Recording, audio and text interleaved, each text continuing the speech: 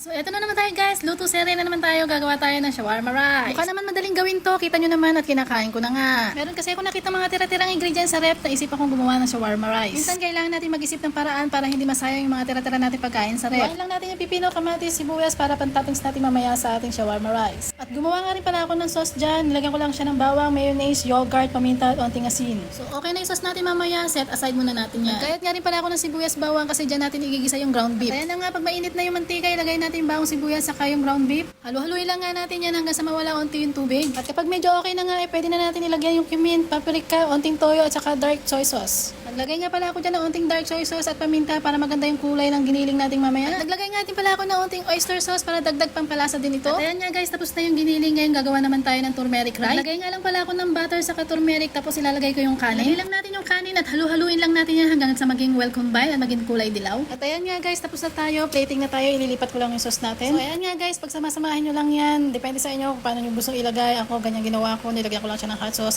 garlic sauce, tas okay na yan. Try nyo din to gawin to sa bahay nyo guys. Madali lang naman siyang gawin. Kayang-kaya nyo yan. Kainan na!